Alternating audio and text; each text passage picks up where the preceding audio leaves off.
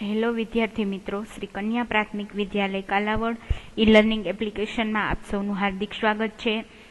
આજે આપણે ભણીશું વિષય વિજ્ઞાન ધોરણ 8 ચેપ્ટર નંબર 10 સેમેસ્ટર 2। ચેપ્ટરનું નામ છે તરુણાવસ્થા તરફ।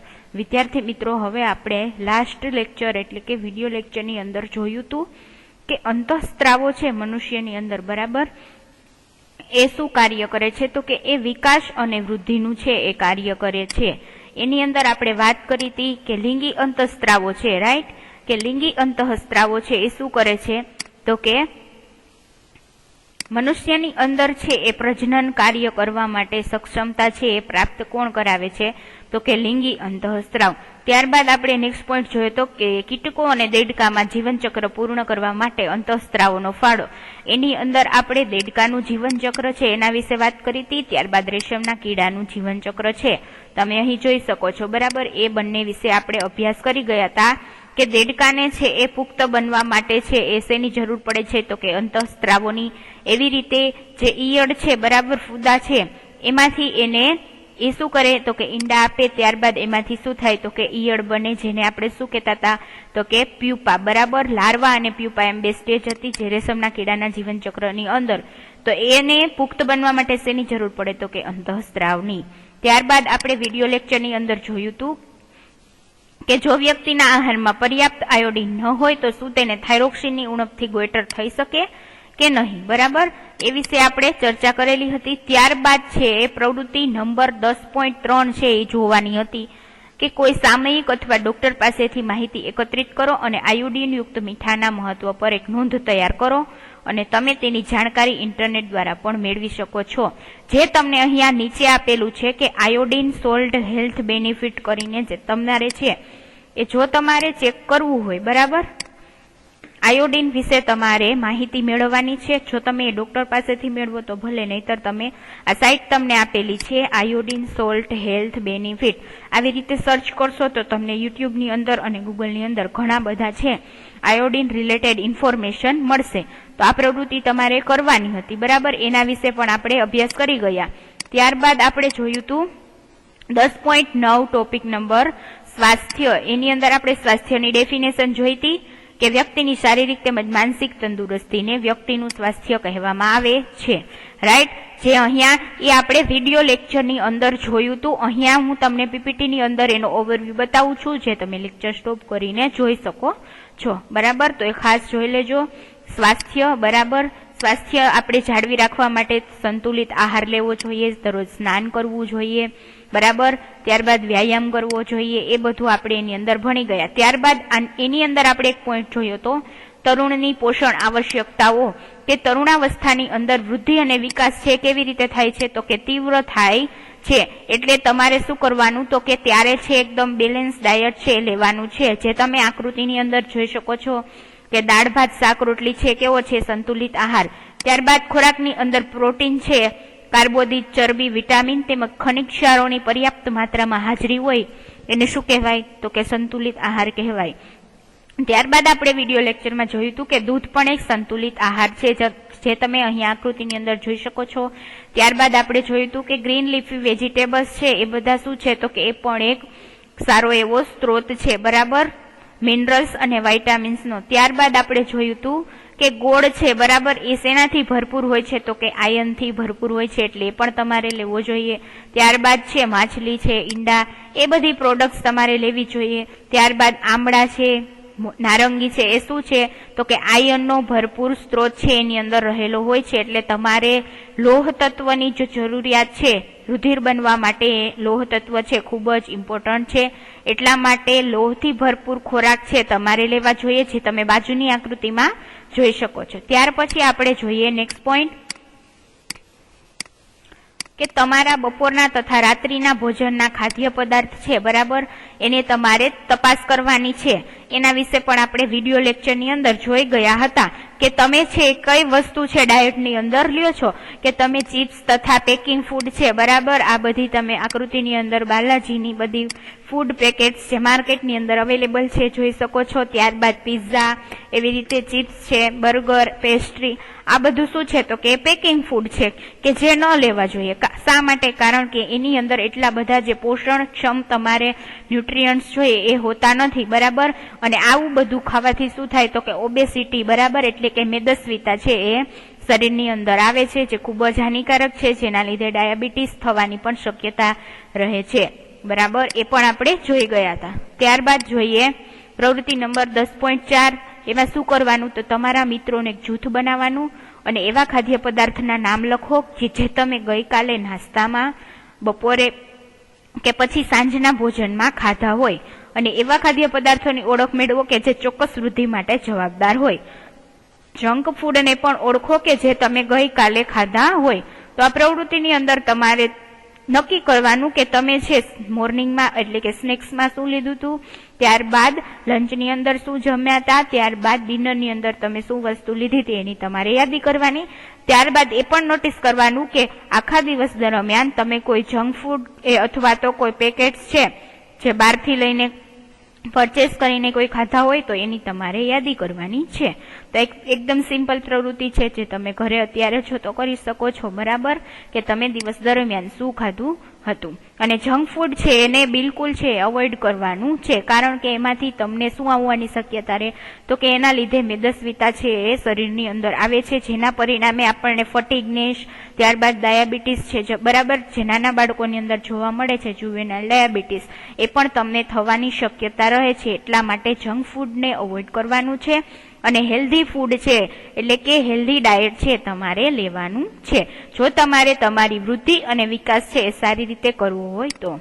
ત્યારબાદ નેક્સ્ટ પોઈન્ટ જોઈએ પ્રવૃત્તિ નંબર 10.5. એની અંદર શું છે તો કે આપેલી આકૃતિમાંથી પ્રેરણા લઈને ચાર્ટ અથવા તો પોસ્ટર બનાવો અને તમારા વર્ગમાં ચોંટાડો, જેનાથી તમે કિશોરના આહાર પ્રત્યેની આવશ્યકતાથી સચેત રહો.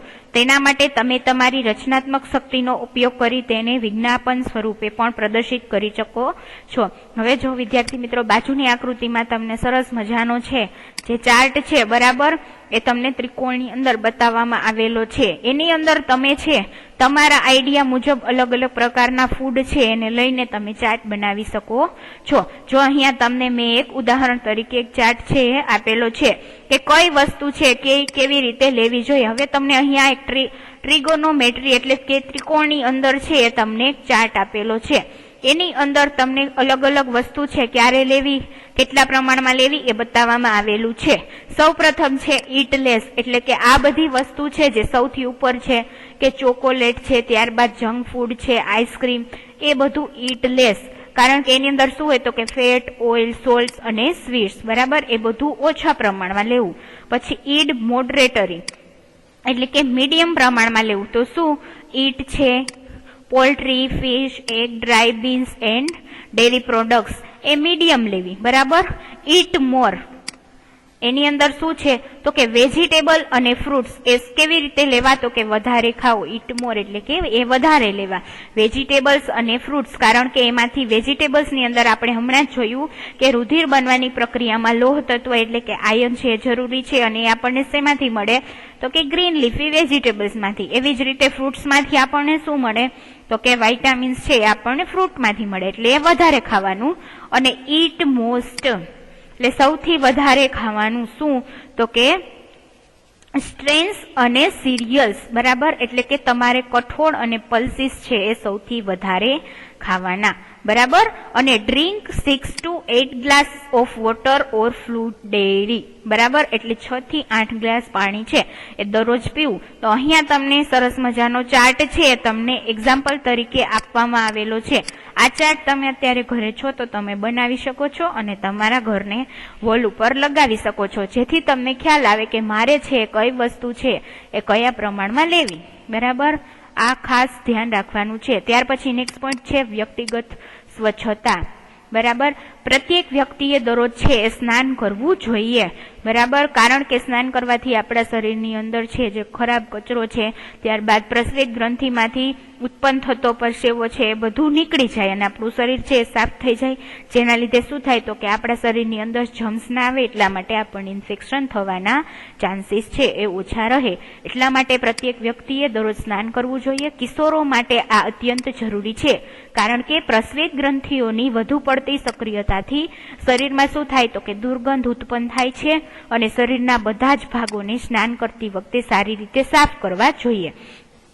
હવે પરસેવો આવવાથી શરીરની અંદર શું થાય તો કે દુર્ગંધ ઉત્પન્ન થાય છે, એટલા માટે ડેઈલી સ્નાન કરવું અને સ્નાન કરતી વખતે શરીરના દરેક ભાગને સારી રીતે સાફ કરવા જોઈએ.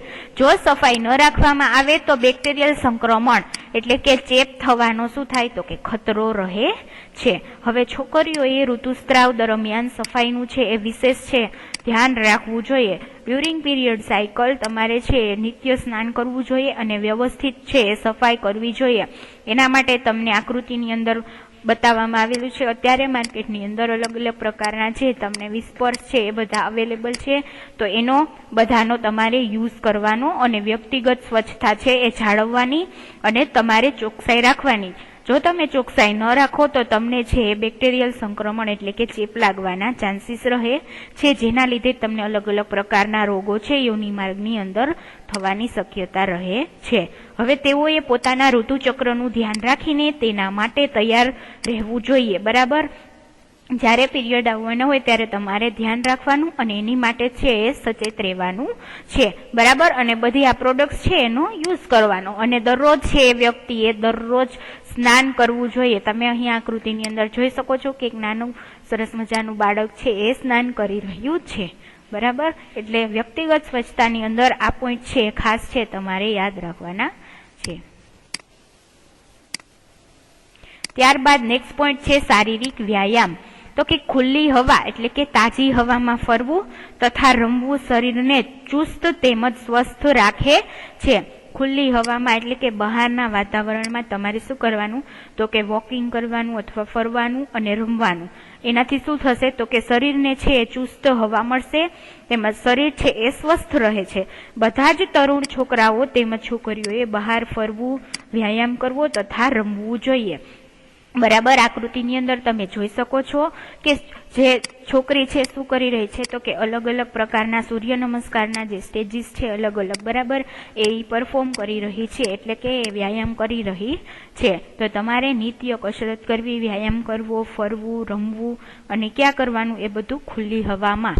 એટલે શું તો કે શારીરિક વ્યાયામ કરવાથી આપણા શરીરની અંદર હંમેશા સ્ફૂર્તિ રહે છે. બરાબર, જેના લીધે આપણું શરીર શું થશે તો કે સ્ટ્રોંગ બનશે. ત્યાર પછી નેક્સ્ટ પોઈન્ટ જોઈએ તો કે પૌરાણિક તેમજ ખોટી માન્યતાઓ. બરાબર, હવે એવી ઘણી બધી ખોટી માન્યતાઓ, અવધારણાઓ પ્રચલિત છે જેને જાણ્યા પછી તરુણ હોવાને નાતે તમારે તેને છોડવી જોઈએ. એની અંદર કઈ કઈ ધારણાઓ છે તો કે ઉદાહરણ તરીકે કિશોરોના શારીરિક પરિવર્તન સંબંધિત અનુભવોથી લઈને અનેક પૌરાણિક તેમજ ખોટી માન્યતાઓ છે, તેમાંથી કેટલીક નીચે આપવામાં આવેલી છે. હવે તમે આના સંબંધિત તર્ક ઉત્પન્ન કરી શકો છો કે આ માન્યતાઓ છે કેવી છે તો કે ખોટી છે, જેનો કોઈ જ આધાર નથી. બરાબર, તો કે ઋતુસ્ત્રાવના સમયે જો કોઈ છોકરી કોઈ છોકરાને જુએ તો તે ગર્ભવતી બની જાય છે. જો વિદ્યાર્થી મિત્રો આપણે છે સેમેસ્ટર 1 ની અંદર 2 ચેપ્ટર જોઈ ગયા હતા, કોષ રચના અને કાર્ય અને મનુષ્યમાં પ્રજનન. ત્યારબાદ આપણે આ 9મું ચેપ્ટર જોયું તરુણાવસ્થા તરફ. ત્રણેય ચેપ્ટરનો તમે સારી રીતે અભ્યાસ કરી ગયા છો, તો હવે તમને આઈડિયા આવી જ ગયો હશે કે આ બાબત છે કેવી છે તો કે સખત ખોટી છે કે ઋતુસ્રાવના સમયે જો કોઈ છોકરી કોઈ છોકરાને જુએ તો તે ગર્ભવતી બની જાય છે.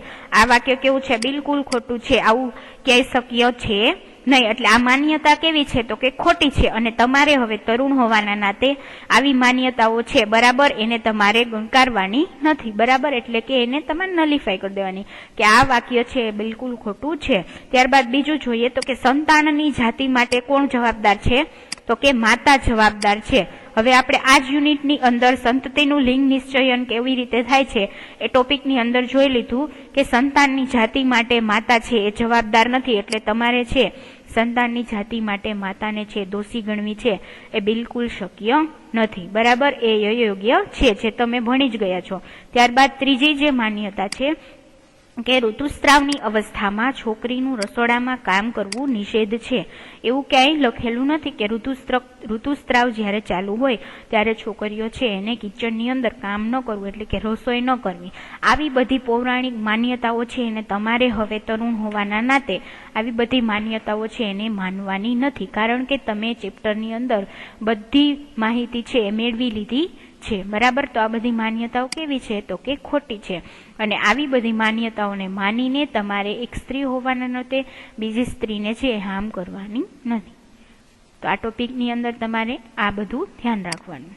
ત્યાર પછી નેક્સ્ટ પોઈન્ટ જોઈએ, પ્રવૃત્તિ 10.6. એની અંદર શું કરવાનું તો કે તમારા વર્ગમાં એવા વિદ્યાર્થીઓના આંકડા એકત્રિત કરો કે જે નિયમિત વ્યાયામ કરતા હોય તથા એવા વિદ્યાર્થીઓના આંકડા એકત્રિત કરો કે જે કસરત કરતા નથી. શું તમને તેમની ચુસ્તી તથા સ્વાસ્થ્યમાં કોઈ ફરક જોવા મળે છે?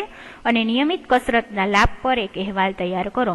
હવે તમારે ક્લાસની અંદર છે તમારા જેટલા સ્ટુડન્ટ હોય એમાંથી કેટલા લોકો છે એ કસરત કરે છે એના નામ લખવાના, અને કેટલા એવા છે કે જે કસરત કરતા નથી, અને તમારે જોવાનું કે એમની ચુસ્તી તથા એના સ્વાસ્થ્યની અંદર કોઈ તમને ફરક જોવા મળે છે કે નહીં. બરાબર, અને નિયમિત કસરતના લાભ ઉપર તમારે છે એક અહેવાલ છે તૈયાર કરવાનો છે આ પ્રવૃત્તિની અંદર. ત્યાર પછી આપણે નેક્સ્ટ પોઈન્ટ જોઈએ, નશાકારક પદાર્થોને ના કહો. બરાબર, હવે તરુણાવસ્થા છે એ વ્યક્તિના શારીરિક તેમજ માનસિક સક્રિયતાનો સમય છે જે વૃદ્ધિનો એક સામાન્ય ભાગ છે. આપણે જોઈ ગયા કે તરુણાવસ્થાની અંદર વ્યક્તિનું શારીરિક તેમજ માનસિક બંને રીતે શું થાય તો કે એની વૃદ્ધિ થાય છે, એટલે કે એ સમયગાળો છે ખૂબ જ ઇમ્પોર્ટન્ટ છે. એટલા માટે આપણા ટોપિકનું નામ જ છે કે નશાકારક પદાર્થોને ના કહો, એટલે કે તરુણાવસ્થા તો નહીં પણ દરેક અવસ્થાની અંદર તમારે નશાકારક પદાર્થો છે એ લેવાના નથી. અને ખાસ કરીને તરુણાવસ્થાની અંદર છે વ્યક્તિ છે એ પુખ્ત બને છે, એટલા માટે એના દિમાગની અંદર અલગ અલગ પ્રકારના વિચારો આવે છે, અને પોતે છે એ સ્વતંત્રતા છે એ મેળવવા માટે અલગ અલગ પ્રકારના પ્રયત્નો કરે છે, જે આપણે ચેપ્ટરની અંદર જોઈ ગયા. એટલા માટે તરુણાવસ્થાની અંદર શારીરિક તેમજ માનસિક સક્રિયતાનો એ સમયગાળો છે જે વૃદ્ધિનો એક સામાન્ય ભાગ છે. તેથી મૂંઝવણ કે અસુરક્ષિતતાનો અનુભવ ન કરો. હવે જ્યાં સુધી કોઈ દવા ડોક્ટર દ્વારા આપવામાં આવેલી ન હોય ત્યાં સુધી કોઈ પણ વ્યક્તિ એવું કહે કે આ ડ્રગ્સ એટલે કે નશાકારક દવાના સેવનથી સારું લાગશે કે તણાવમુક્ત અનુભવશો તો પણ તે દવા ન લેવી જોઈએ. બરાબર, કોઈ તમને એમ કે તમે આ ગોળી ખાઈ લો આનાથી તમને સારું ફીલ થશે તો એ ન લેવું. બરાબર, કારણ કે એ ડ્રગ્સ પણ હોઈ શકે જે શું છે નશાકારક પદાર્થ છે. જો તમને એનું એક વખત વ્યસન થઈ જાય તો તમને પછી એ તમારે નશો કરવાની જરૂરિયાત છે દર વખતે ઊભી થાય છે, જેના લીધે વ્યક્તિનું મૃત્યુ પણ થઈ શકે.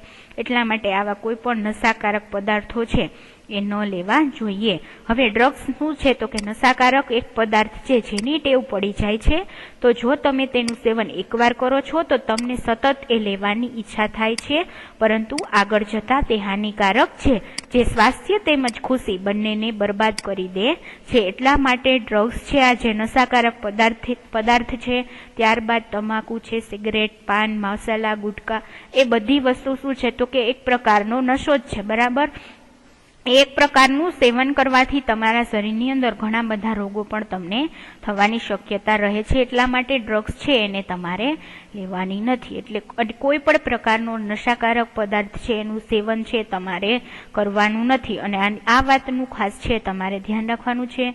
આકૃતિની અંદર તમે જોઈ શકો છો આ છે ડ્રગ્સ, ત્યારબાદ બીજી નશાકારક પદાર્થ છે દારૂ. બરાબર, ત્યારબાદ છે સિગારેટ. આ બધી વસ્તુ છે એ શું છે તો કે નશાકારક પદાર્થો છે જે તમારે છે લેવાના નથી.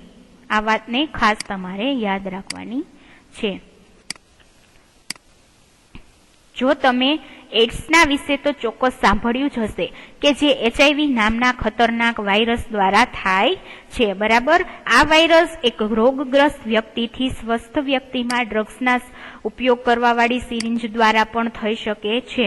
જો અલગ અલગ પ્રકારની ડ્રગ્સ લેવાથી તમને ઘણા બધા છે પ્રકારના રોગો થાય છે. તમે સાંભળ્યું જ હશે કે તમાકુનું સેવન કરવાથી કેન્સર નામનો રોગ થાય છે, બરાબર, જે અત્યારે બહુ પ્રસરિત થઈ ગયો છે દરેક મનુષ્યની અંદર, અને ધીમે ધીમે એનું પ્રમાણ છે એ વધતું જાય છે. એવી જ રીતે એઇડ્સ, બરાબર, એ પણ શું છે તો કે રોગનું નામ છે એ શેના દ્વારા થાય છે તો કે human immuno deficiency virus. HIV નું ફૂલ ફોર્મ છે હ્યુમન ઇમ્યુનો ડેફિશિયન્સી વાયરસ.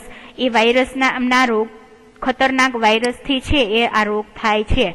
કયો તો કે એડ્સ. જેવી રીતે અત્યારે કોરોનાનો કહેર ચાલી રહ્યો છે, બરાબર, તો કે કોરોના વાયરસથી શું થાય છે, તમને જેવી રીતે કોરોના પોઝિટિવ કેસ આવે છે, બરાબર, COVID-19 પોઝિટિવ, એવી રીતે એ શેનાથી થાય તો કે કોરોના વાયરસથી. એવી રીતે એડ્સ શેનાથી થાય તો કે HIV નામના ખતરનાક વાયરસ દ્વારા થાય.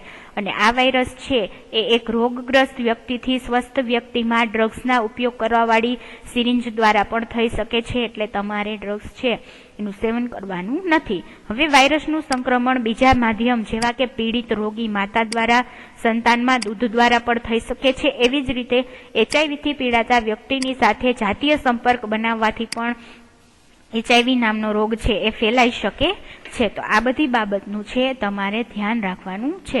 એડ્સ છે એક ખતરનાક બીમારી છે, બરાબર, જેનાથી વ્યક્તિનું શું થાય છે તો કે સડન છે એ ડેથ થઈ જાય છે. એની કોઈ દવા નથી, બરાબર, એડ્સની દવા અત્યાર સુધી અવેલેબલ છે નહીં. એટલા માટે તમારે ખાસ ધ્યાન રાખવાનું છે કે કોઈ પણ પ્રકારની ડ્રગ્સ છે એનું સેવન કરવાનું નથી, બરાબર, અને તમારે એ વાતનું ખાસ ધ્યાન રાખવાનું છે. તો અહીંયા આપણો આ પોઈન્ટ છે એ કમ્પ્લીટ થાય છે. અને એની સાથે સાથે આપણું આ ચેપ્ટર છે તરુણાવસ્થા તરફ એ પણ છે એ અહીંયા પૂર્ણ થાય છે. તો તમારે સારી રીતે છે તમારી પાકી બુકની અંદર આ ચેપ્ટરના સ્વાધ્યાયના પ્રશ્નો છે એના જવાબ લખી નાખવાના છે. આ ચેપ્ટર તમને અભ્યાસની સાથે સાથે જીવનમાં પણ ઘણું બધું શીખવી જાય છે. તો તમારે આ ચેપ્ટરને સારી રીતે વાંચી અને આ સ્વાધ્યાયના પ્રશ્નો છે પાકી બુકમાં લખી અને પાકા કરવાના છે. Thank you.